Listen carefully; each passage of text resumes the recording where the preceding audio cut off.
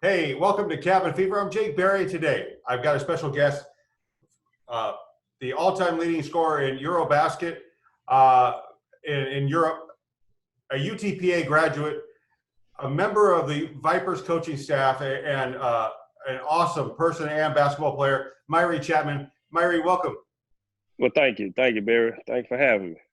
You know, I was looking at your accolades and things of that sort, everything you've accomplished. But you weren't highly recruited out of high school. You actually went the JUCO route. Yeah, I went the JUCO route. Well, actually, my senior year, I was actually leading the team in scoring, man. But we had a stacked team, so I was the shortest one. So I was the one that was getting, to be honest, man, I was the one that's getting less attention. But I was leading the team in scoring. So after high school, I ended up hurting my knee, like right before the playoffs. So after that, I started just getting JUCO offers. I was getting a couple of like D2, D3 offers out of high school, but after I hurt my knee, I just started getting JUCO offers. And then I didn't sign, man. I didn't sign anywhere. So I just sat at home for the first semester after high school. And then I had one of my best friends coming up, Daniel Hope, one of my white buddies, man. I mean, one of my best friends. He was going to a private school in Tennessee, NAIA, right? So he called me. He's like, man, you're not in school. Why don't you come up here and play with me? And this was NAIA. And I was like, man, I don't have nothing going on. So, okay, that's cool. Like, so I get up there. I had a tryout. They ended up giving me a scholarship, full scholarship. So I redshirted. I ended up redshirting the rest of that year. And then, man, I came on the scene, man. I just came on just playing good. And then so many coaches was telling me, man, you don't need to be in this NAIA. Like, man, I don't know why you're here. I don't know what's your story, but I think you should be able to go D2 or D1. So that kind of just opened my eyes because I really didn't know what was going on in college, man. I was, and I grew after my senior year. I grew like 3 or 4 inches, man. So I went from like 5'9" to 6'1", and just after high school. So I went from a shooter to going to the basket because those 4 inches helped me out, man. So after NAIA, man, this is a crazy story. After NAIA, I come home in the summer, and I had a good season. One of my friends said, "Hey, why don't you go to JUCO? Why don't you come to junior college with me in Turl, Texas?" And we live in Dallas, so Turl is about 45 minutes, an hour from us. I was like, man, I don't know, man. I got this full scholarship, man. Like, it'd be dumb for me to leave a full scholarship to go to a junior college. So he was like, no, just go try out. Maybe you'll get a scholarship. Cool. I went to try out, got a scholarship. So that's how I ended up in junior college, man. I went to an NAIA first, then I ended up at a junior college. Wow. And then somehow you get picked up by Bob Hoffman's staff at UTPA. I mean, you got to stay in state, but was that your only D1 offer or did you have other ones? Oh man, that's a crazy story, man. So when I was in junior college, man, I was a junior college All-American. I averaged like 27 points, 8 dimes, man. So I was getting offers. I mean, and I had a partner, Marquise Barnes. He averaged like 25 and 7. So we was both getting offers, man. And a lot of schools wanted us to come as a package deal. Me, him, 1 and 2. Okay. So long story short, man, once I started trying to transfer my hours all to these D1s, like a lot of my hours didn't transfer. Like, cause I came from this NAIA and I come from the junior college. So a lot of my hours was messed up. So even though I graduated from junior college, they wouldn't transfer over, man. So I ended up having to go to, they told me I had to take 12 hours in summer school. Okay. So they was like, for you to even, get in the D1, you got to pass 12 hours. So once the colleges found out that, they left, man. All the colleges left except Pan Am. Pan Am was the only, Robin Davenport, he was like, man, we're going to wait for you. We don't care. Because if I failed one class, I wasn't going to be eligible. So he was like, man, we're going to wait for you the whole summer. We know you're going to pass. We're going to wait for you. That was the only school. Because I was going to go to Baylor. I already had my, they was recruiting me heavy. I already had my mindset. I was going to go to Baylor. But I didn't know those classes wasn't going to transfer, man. And then you get to Pan Am, and you don't have your breakout season just right away. It took about a year. Yeah, it was tough, man, because I came in the Brian Merriweather era, man. So when I came in, it was just that's all I was hearing. Brian Merriweather, this and that. So definitely respect. Shout out to Brian Merriweather, whatever, but definitely respects to him, man. But when I came in, I just seen I was a different player. You know, he was more of a shooter. I was more of a just kind of try to do everything. So I just really thought Bar Hoffman was going to play us together, man, the first year, but it wasn't like that. I ended up just coming off the bench behind him. So, I mean, I could have pouted, man. I could have. I mean, you know, I could have hung my head. I could have made a lot of excuses that year that I came off the bench. You know, just coming from a JUCO All-American and then coming to an independent college, coming off the bench, man, it was tough, man. I'm not even gonna lie, it was tough. It was tough, man. But I hung in there, man, and I think he averaged 18.1, and I was right behind him with 18. So I ended up having a good season as well. So I think everything just worked out good that first year for me. And then, you know, you break into your second season, you tear it up there. And what was it like then that year? I mean, because I have to imagine everybody was looking at you to touch the ball every time down the court. Yeah, I mean, man, I got to give it to my teammates, man, because they bought in what Hoffman was doing with me. The summer before that season, man, Hoffman brought me in one-on-one conversation, and he just said, man, do whatever you need to do to get right for next year, because, you know, the offense is going to go through you next year. Like, so this summer, I'm not going to give you no workout plan, whatever. Do what you need to do to be ready. All right.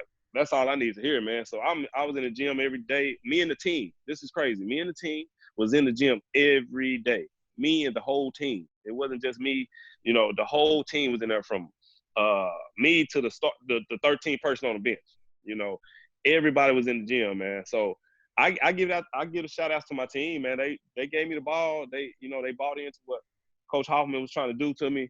Nobody was telling me, you know, I was shooting too much. Nobody was telling me I had the ball too much. So, I mean, it all comes from the teammates. Without them giving me the ball and, you know, having confidence in me, man, I wouldn't have had the season that I had. And you know, you have a great season. After that season, what happens? Like, do you get offers to try out with the NBA teams, or do you wanted to make you know, the fastest contract you could get, or what was it? So I ended up, after that season, I ended up getting drafted. I mean, not drafted, but invited to the NBA pre-draft in Chicago. So I'm going in, man. You know, it's definitely hard for a person coming from an independent college to get there, but the stats that I had, you know, got me there. So I'm going in as a shooting guard. You know, that's what I played at Pan Am. So once I get there, you know, I was a little skinnier. I was a little shorter than most guys there. So they just, no, you're going to be a point guard. So they just automatically just put me in the point guard, you know, position. So anybody who plays ball know a scoring guard and point guard are two totally different positions. You know, I passed, no doubt I was getting assists in college, but my mindset was not a point guard mindset, you know. So I get to the pre-draft, I did everything as a point guard. I could tell you I wasn't ready to be a point guard in the NBA. You know, at that time, I definitely wasn't ready, you know, and so I still played pretty good, but my mindset was trying to score. So they told me at the pre-draft, hey, you got some good upside. Won't you try to go overseas? You know, won't you try to go to Europe and, you know, practice being a point guard? I was like, fine. I mean, I never thought about going overseas, man, to be honest. They told me that. Really? Like, okay. Yeah, I was blind. I didn't even know, you know, overseas ball. I didn't know much about it. So I never thought about it until they kind of told me, like, hey, won't you go over there and practice point guard skills? So I was like, okay, if this the way I need to go to get to the NBA, or I'll try it, you know. So I ended up, I had an agent, so he ended up getting my first deal in Latvia. It's a country right outside of Russia. And I'm sorry, I think I misspoke when I first introduced. It's EuroCup basketball. I always want to get it get the two leagues confused. Yeah, but I can explain to you. Yeah, so for people that are like me, they know basketball, but when it comes to Europe, there's EuroCup basketball and Euro basket, right? No, it's EuroCup and EuroLeague. EuroLeague, okay. And what's the difference between the two? Because I mean, some are, you know, you played in Russia, you know, everywhere. Yeah, so what EuroLeague is supposed to be? EuroLeague is more like that's the highest level in Europe. You know what I'm saying? Just because you're a good player, you don't necessarily going to be on a EuroLeague team. You get what I'm saying? Those EuroLeague teams are the highest paid, usually are the highest paid teams in Europe. So every country highest paid team is usually in EuroLeague.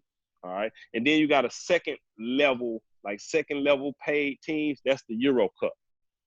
Okay, so you got You got the EuroCup. You have high paid teams there, but the highest, like the Barcelonas, the Cescas, the Real Madrids, they're gonna be EuroLeague every year just because the name, the city. Yeah. You get what I'm saying? The fan support and all that. Like you got to have a certain amount of fan support as well.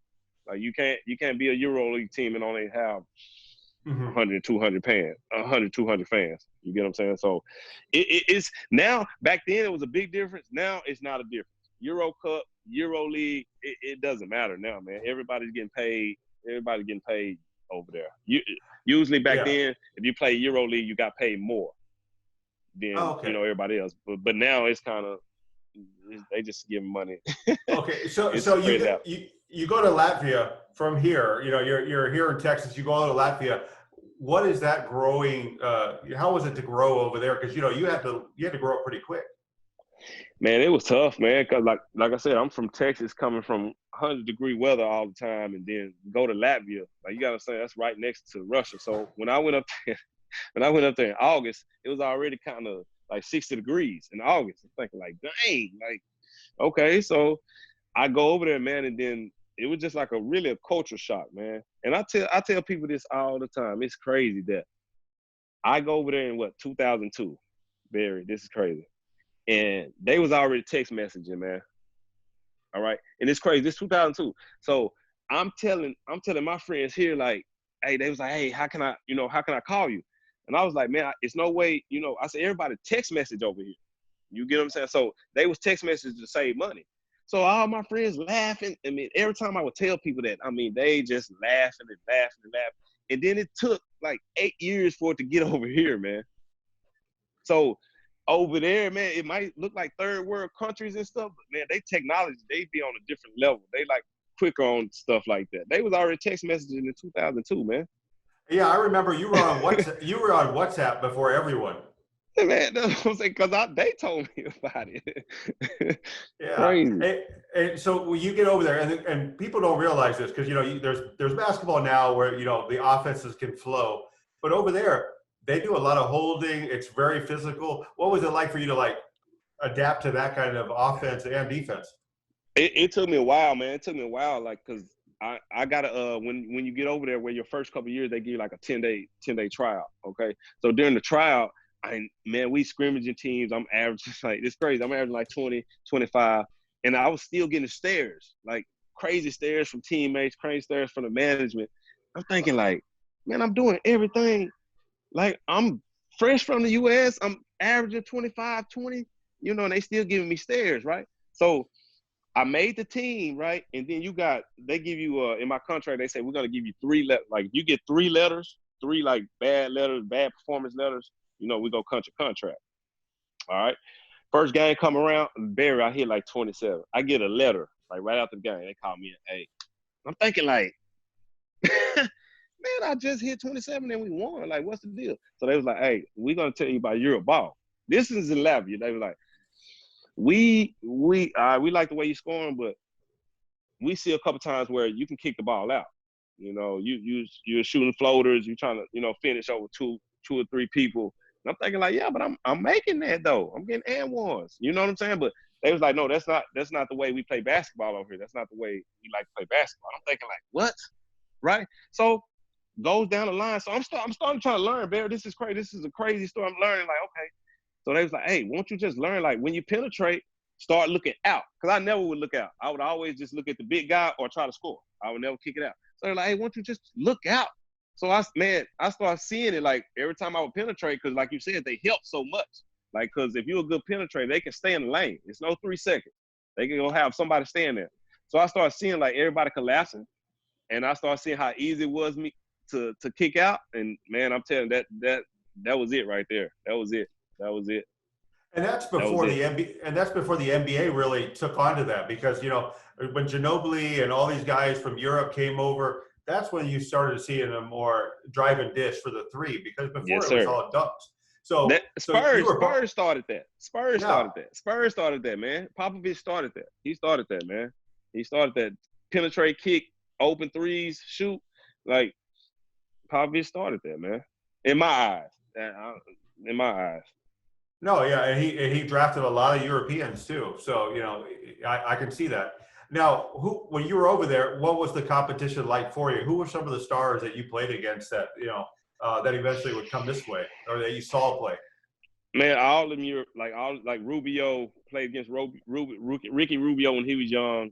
Rudy Fernandez, he used to play in the NBA. He was playing with him when he was young. Gasol, I didn't play against Paul. What's the other brother name? Mark Gasol? Yeah, Mark. That's when Mark was chunky. Mark was young and chunky, man. Some people don't know. Mark used to be chunky. I played against Mark. Man, there's so many Europeans that done played in the game, man, that I played against, man. It's crazy. Yeah, it's crazy. And 2 years ago, I remember you got to see Trajan Langdon, who played in Russia. Yes, and sir. Now he's in the front office of the Pelicans, or crazy. The Pelicans? Yeah, it's crazy, man. Yeah, crazy.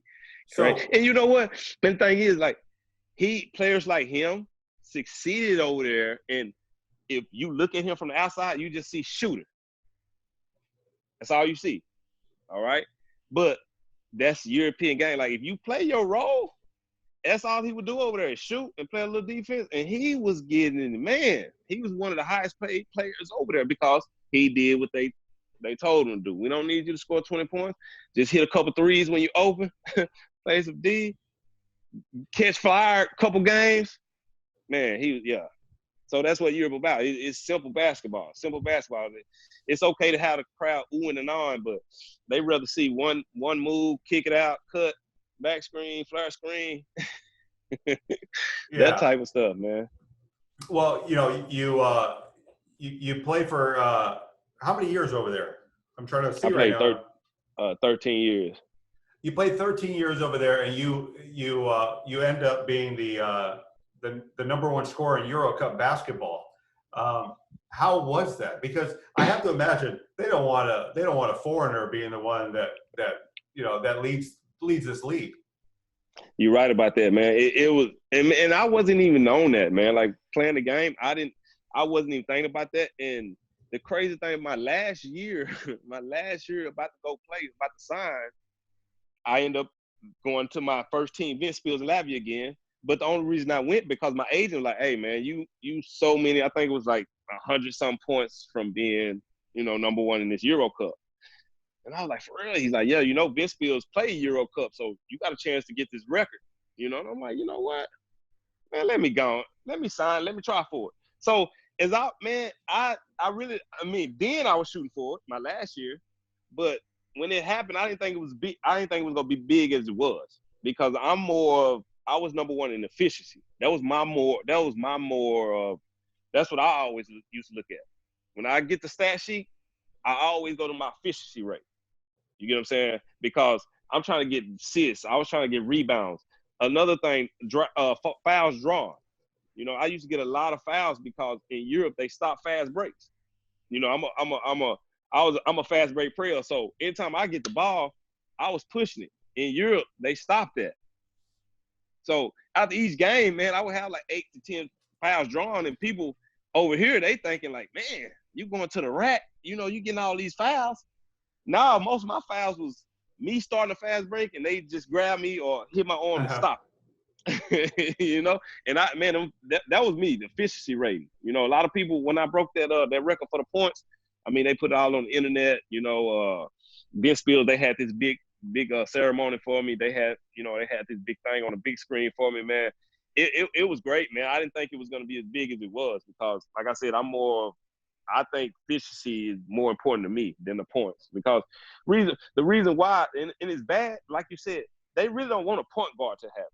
When I played in Europe, I was a point guard. They don't, at that time, they didn't like scoring point guards. They wanted you to set up the offense, make sure everybody in line, and press full court. Play defense full court, set up the offense. That's all they really want for you. So to see a point guard get it, and for me, a lot of coaches that played against me, I don't know if they wanted me to get it or not, man, but it is what it is. I got it. No, I don't got it no awesome. more. That's awesome. No, that's not what I heard. And we'll get to the G League in a little bit. But I look at what you did over there because this is when Ricky Rubio, pass first. Don't if you make a layup, that's fine, but don't shoot from the outside. I have to imagine you were revolutionary over there because I was, man, and I kind of look like, some coaches kind of look like they made I look like an outlaw to them because I would try to score, and I'm thinking like, man, that's my game, but I'm at a point guard position here. Like the coach put me at point guard, so I had, man, it was crazy, man, because I always tell people like, man, when you play in Europe, it's like acting, man. It's like an actor. You got whatever team you go to, you got to play that role that their coach wants you to play. You get what I'm saying? You can't go in playing the same way that you played in college.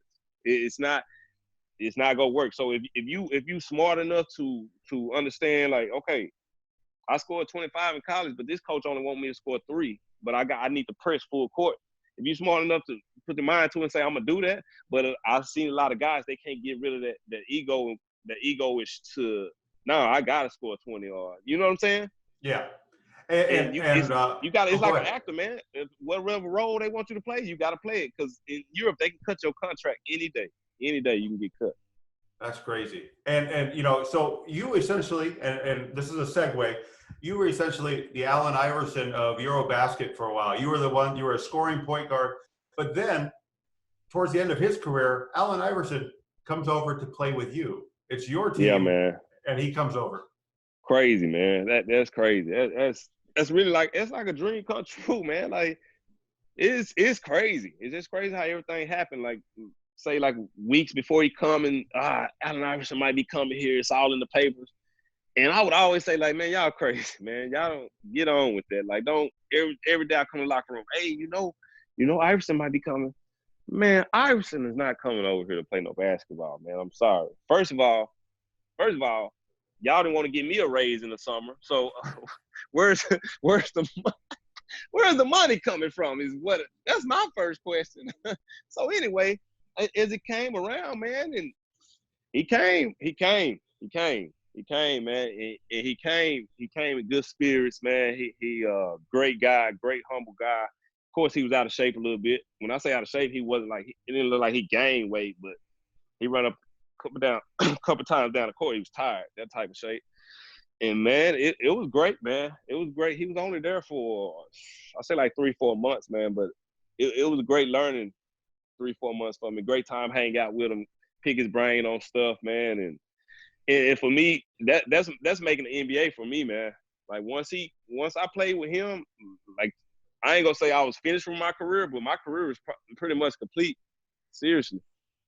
Wow. And you say the NBA, but you come back to the Valley from your career in Europe, and you start training little kids. You're up to what, middle school, and you're working with kids, and then all of a sudden you're doing that, but you're also you get a chance to go with the G League team, the RGB Vipers, and I have to imagine that was a trip because you're going from player now to front office. And that's a crazy story on that. I don't know if you remember Coach Rubio. Shout out to Coach Rubio. He brought Gannon Baker down. Okay, and then at that time, Coach Rubio, hey, Chad, if you're not doing anything, I would like you come help out the camp. Okay, yeah, man, I help out. So I go to the camp, and then Cody Topper, good friends with Gannon Baker. Okay, so Cody Topper comes to the camp, and I don't know, out of the blue, he comes to me and he's like, "Hey, man, what's going on? I heard some things about you, man. I might got a job for you if you interested." And I was like, "Man, I just retired, man. I'm just trying to find my way. I just started trying to train a little bit. I'm trying to find my way." So he was like, I'm assistant coach for the Vipers, man. Would you like to come out and help? I'm like, Vipers. And before, and this crazy story, before that, I wouldn't even go watch the Vipers as much. I went to a couple games, but I always thought the G League was, for real, I always thought it was a little weak. You know what I mean? Cause I never watched games. When I come home, it was over. You know what I'm saying? By the time I go, it starts. So I wouldn't watch the G League games overseas. So I didn't know the competition level. I knew some guys here and there. But so with that being said, so I was like, you know what? I'll come out. He was like, well, I don't think we can pay you. That's fine, man. I just retired. I don't got a day job, man. Being around, guys learning. I don't know them. I never worked with guys coming out of college. I always just work with little kids, so I don't know, I don't know the mood swings. I don't know none of that. But hey, why not? It's close to the NBA. Why not? I go in, man, and I loved it, man. I loved it. At first, it was crazy because nobody knew me. So I say something, it was kind of like, yeah, whatever, man. Hey, who is this dude, man? Yeah, like, who is this dude? And I ain't the braggy type. I'm not, you don't know, I'm not going to tell you. I'm not going to say nothing. I'm just going to play my role. You can say whatever you want to say. I'm not going to tell you nothing. I'm not going to say nothing. After a couple of weeks, man, it's crazy. After a couple of weeks, I don't know if somebody told them something or whatever, man. They come back, chat, man. Man, you was an OG, man. Why have you, man, you ain't said nothing, man? What? And it's crazy because I guess they went and Googled something. I don't know, man. And after that day, it's just been super cool now. Like when people come, it's like a different type of respect than I had before. And before it's kind of like, man, I don't know this dude, whatever. He probably never played before. But once they did the research, it's kind of, now when players come in, it's crazy because they already done heard about me. Like, hey, chat, man, we heard you cool. Hey, come rebound for me, blah, blah, blah, this and that. And I'm like, this is crazy. It's crazy how basketball is a small world, man. I might have snitched on you that first year. Okay, appreciate you then. I think I might have, but I remember because Isaiah Hartenstein didn't even know, and like it was one of those things. He's like, no, who? Yep. Him? Yep. Like, yeah. Exactly. And after he found out, he started coming asking me questions. Man, I didn't know you know him. You know that. I was like, bro, man, when you was in Pampers, man, I was over there giving your boys the work, man. And I remember Chris Walker. I was talking to him, and he told me that sometimes during practice, you would go up against the Vipers, after practice. I don't know if it's during practice or after practice, but he said you busted up some guys. Man, that was a couple years ago, man. That's when I want to have fun. Of course, I get out there and play around, but man, I can't mess with them guys, man. I can't mess with them guys, man. I try. I do, no doubt. I do. On the offense, I'm cool. When you get the defense, I can't mess with them, Barry. I foul. I do what I can, but on offense, I do try to do what I do. But I just try to teach them how to play smart, man. I just try to teach them how to play a little smarter. Because a lot of those guys, man, they got so much potential and so much talent. It's just the IQ level a little bit. So, yeah, and speaking of that, 2 seasons ago, you were on the bench when the Vipers win it all. And I have to imagine, because, I was on the sideline doing the PA and stuff. It's not the same. You were right there on the bench during timeout with, Coach Blair and Mahmoud. What was that like to be there and be a part of that?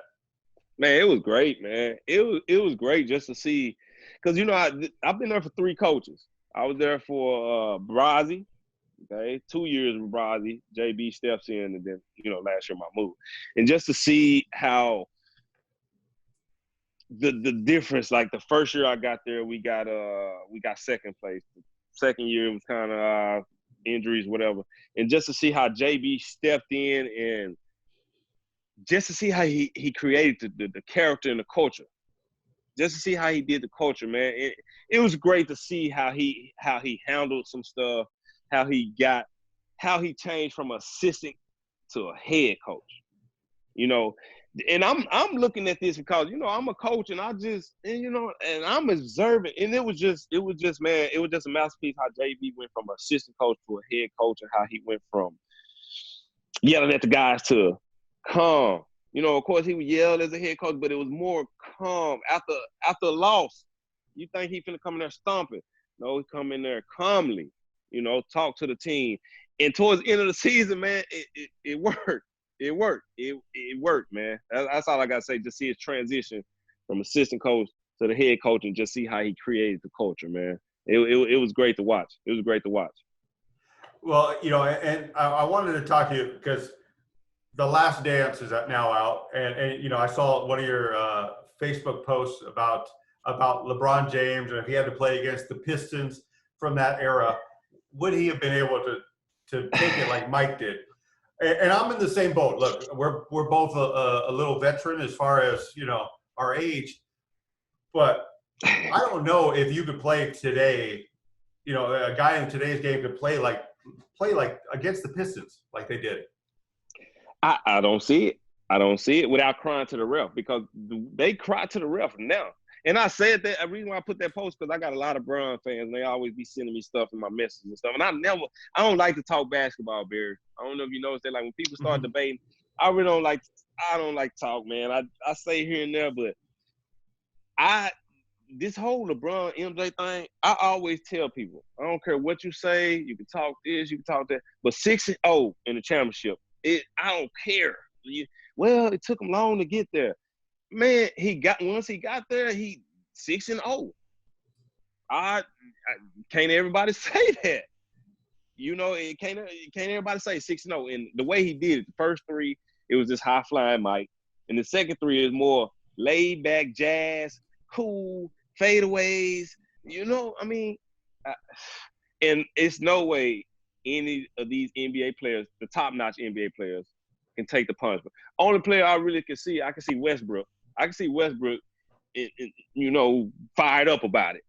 Other than that, everybody complain about little touch fouls nowadays.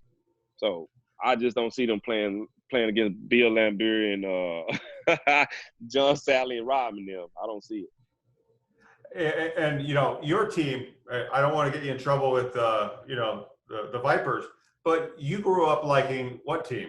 I know what the answer is. I'm a Maverick fan. So are you a big Doncic fan? Yeah. I mean the guys, I don't go in there just blast I'm a Viking. But the guys, the staff, no, I'm from Dallas. I'm a Maverick fan. I like the Rockets and Vipers too, but I'm Jason Kidd, Jamal Mashburn, Jimmy Jackson, Brad Daugherty. I'm Maverick fan way back then, and I'm still a Maverick fan. Wow. So what is the future hold for you? I know you're coaching. Well, you can't right now because of this coronavirus. But what's the future hold for you? Man, Barry, I don't know, man. I'm trying. I said I wasn't gonna do it, man, but I might try to get in one of these schools around here in the Valley, man, if I can, and just try to keep teaching these kids. Just try to keep teaching these kids the knowledge that I know, and just try to keep helping them, believe. Just keep helping them believe because I ran through a lot of kids in the Valley, man, and they don't even believe. And I have to tell them, like, man, first of all, you got to believe because you can do it. If I can do it, man, going from NAIA to JUCO to this and that, and you can do it. You got to believe. So since I've been to a college level, I just try to keep giving them the faith and just tell them keep believing because, man, it's so much talent down here. I'm tired of hearing there's no talent. I'm tired of hearing there's no talent in the Valley. I'm tired of hearing it's so much talent down here, Barry. So much talent. So I'm just trying to help them believe. Trying to help them believe you don't gotta get full scholarship. You can get a quarter scholarship. You can get a half scholarship, but try to save some money for them parents if you love the game. If you love the game, you can save some money now. Well, if anybody's curious, they can go on to Facebook and get a hold of you, or you can reach them through through me. But you've run a successful program, coaching and taking kids around. Thank you, man. I just want to teach them the right way and just teach them to believe and have faith because it's so many colleges out there. So many, man. And you have a daughter coming up right now that is a basketball player. And your son, is he going to play basketball or? Man, I try to keep him on the berry, but I don't force him. My daughter, she loves it. It's a difference. My son likes it. My daughter loves it. So, them coming up, I always told them I'm not gonna force you. You don't gotta be your daddy. You don't gotta try to be like your daddy. If you go play though, respect the game and go hard at it because I want y'all to be better than me.